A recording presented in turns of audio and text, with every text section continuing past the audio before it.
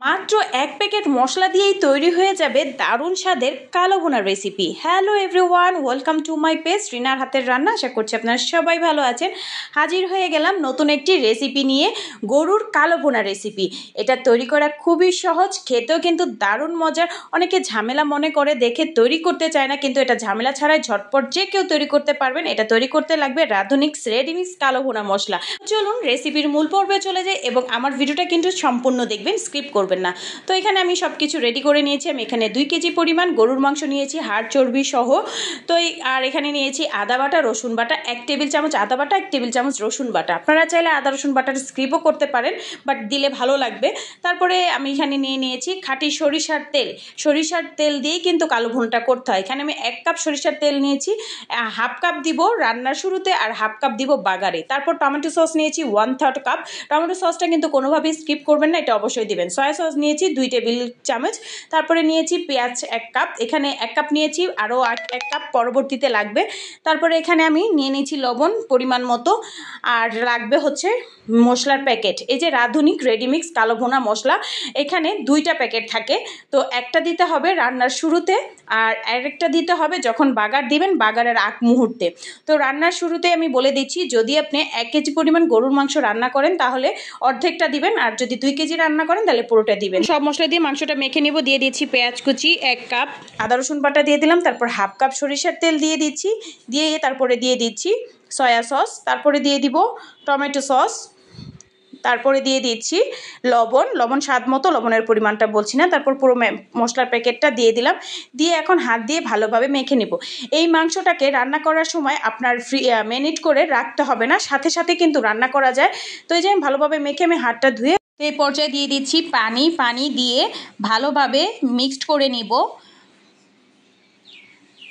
তো ভালোভাবে মিক্সড করা হয়ে গেছে। এখন চুলায় বসিয়ে দিয়ে চুলার আঁচটা একদম বাড়িয়ে দিব, বাড়িয়ে দিয়ে একটা বলক আসা পর্যন্ত অপেক্ষা করব। এই তো একটা বলক উঠে গেছে। এখন মাংসটাকে আবারও আমি নেড়ে চেড়ে দিচ্ছি। নেড়ে চেড়ে দিয়ে চুলার আঁচটা আমি মিডিয়ামে রেখে মাংসটাকে আমি ভালোভাবে কষিয়ে নিব। আর বারবার কিন্তু নেড়ে চেড়ে দিতে হবে। এই তো ভালোভাবে নেড়ে চেড়ে দিয়ে চুলার আঁচটা মিডিয়ামে রেখে আমি এটাকে রান্না করে নিচ্ছি। এই রান্নাটা অবশ্যই ননস্টিকের পাতিলে করার চেষ্টা করবেন। তো ফিরে এসেছি 15 মিনিট পর। 15 মিনিট পর এসে আবার এটাকে নেড়ে চেড়ে দিচ্ছি। আমি কিন্তু অফ ক্যামেরা আরও কয়েকবার নেড়ে চেড়ে দিয়েছি। এই পানিটা শুকানো পর্যন্ত মাংসটাকে কষিয়ে নিব। তো ফিরে আসলাম প্রায় 25 মিনিট পর। দেখুন মাংসটা কত ভালোভাবে কষানো হয়েছে, তেল ভেসে উঠেছে। যখনই দেখবেন এরকম তেল ভেসে উঠেছে আর মাংসের কালারটা একটু চেঞ্জ হয়ে এসেছে, তখনই বুঝবেন এটা ভালোভাবে কষানো হয়ে গেছে। এখন মাংসটা সিদ্ধ হওয়ার জন্য ফুটন্ত গরম পানি দিয়ে দিচ্ছি। আর পানির পরিমাণটা এখানে ওইভাবে বলছি না, এই পানিটা এমনভাবে দিতে হবে যে কিছু মাংস ডুবে থাকবে আর কিছু মাংস দেখা যাবে। মাংসর পিসগুলো বড়, তাই মাংসটা সিদ্ধ হতে একটু সময় লাগবে। অতিরিক্ত পানি দিতে যাবেন না। তো এখন চুলার আঁচটা বাড়িয়ে একটা বলক আসা পর্যন্ত রান্না করে নিচ্ছি। তো বলক উঠে গেছে। এখন চুলার আঁচটা মিডিয়ামের থেকে কম করে দিয়ে মাংসটাকে আমি রান্না করে নিব। আর অবশ্যই কিন্তু একটু পরপর এসে নেড়ে চেড়ে দিবে। আর আমি কিন্তু অফ ক্যামেরায় কয়েকবার নেড়ে চেড়ে দিয়েছি।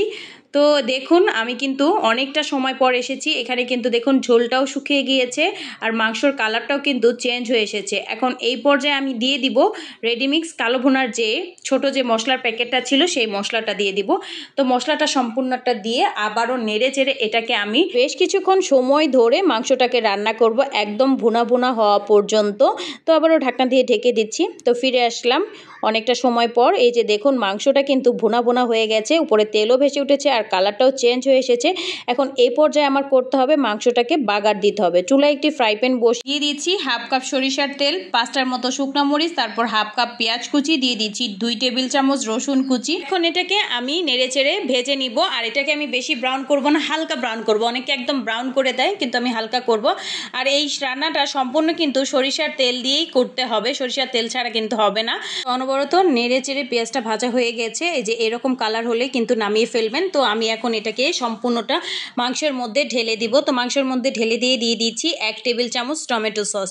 টমেটো সস দিয়ে এটাকে ভালোভাবে নেড়ে চেড়ে দিয়ে চুলার আঁচটা একদম লোতে করে দিয়ে অনেকটা সময় ধরে মাংসটাকে আমি ভুনা ভুনা হওয়া পর্যন্ত রান্না করে নিব। ফিরে এসেছি কিছুক্ষণ পর। দেখুন মাংসটা কিন্তু ভুনা ভুনা হয়েছে এবং কি সুন্দর তেল ভেসে উঠেছে।